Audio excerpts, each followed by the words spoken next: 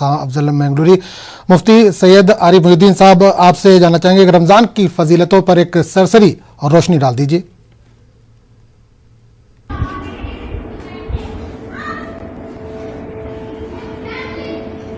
السلام علیکم ورحمۃ اللہ وبرکاتہ۔ وعلیکم السلام۔ الحمد للہ رب العالمین والصلاة والسلام علی اشرف الانبیاء والمرسلین وعلى آلہ واصحابہ اجمعین، اما بعد فاعوذ باللہ من الشیطان الرجیم، بسم اللہ الرحمن الرحیم۔ یا ایہا الذین آمنوا کتب علیکم الصیام کما کتب علی الذین من قبلکم لعلکم تتقون۔ اللہ رب العزت قرآن مجید میں ارشاد فرماتے ہیں، اے ایمان والو، تم پر رمضان المبارک کے روزے فرض کیے گئے ہیں جس طرح تم سے پہلے والی قوموں پر بھی فرض کیے گئے تھے، اور ان روزوں کی فرضیت کا مقصد یہ ہے کہ لعلکم تتقون، تاکہ تمہارے اندر تقوی اور پرہیزگاری پیدا ہو۔ تقوی کسے کہتے ہیں؟ تو تمام علماء کرام اس بات پر متفق ہیں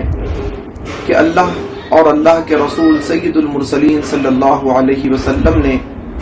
ہمیں جن کاموں کے کرنے کا حکم دیا ہے ان کاموں کو کریں، اور جن کاموں سے بچنے کا اجتناب کرنے کا حکم دیا ہے ان کاموں سے بچیں، اسی کا نام تقوی ہے۔ رمضان المبارک کا مہینہ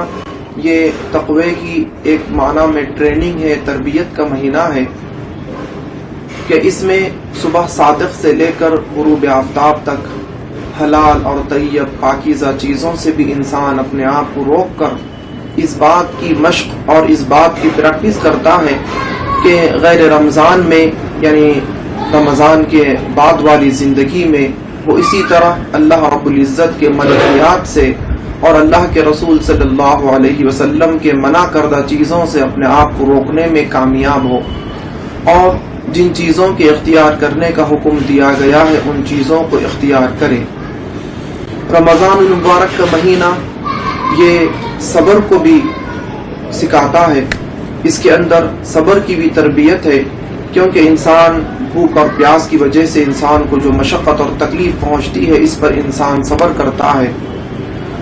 تو آج ہم معاشرے میں دیکھ رہے ہیں کہ جتنے فساد آج معاشرے میں برپا ہو رہے ہیں، جیسے خاص کر قتل و غارت گری ہے اور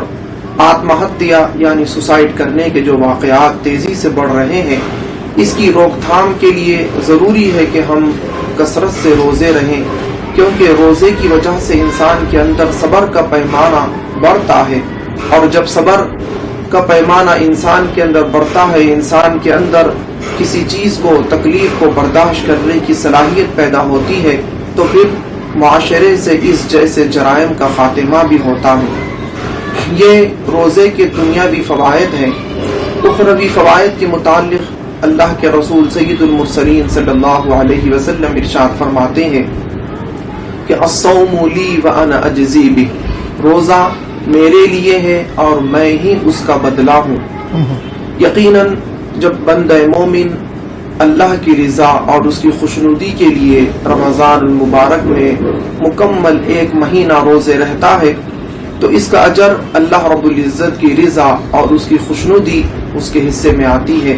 اللہ رب العزت عید کے دن اعلان فرما دیتے ہیں کہ میں ان تمام لوگوں سے جو رمضان المبارک کے مکمل مہینے کے روزے رہے ان سے میں راضی ہو گیا، خوش ہو گیا، اور ان کے میں نے تمام گناہ معاف کر دیے ہیں۔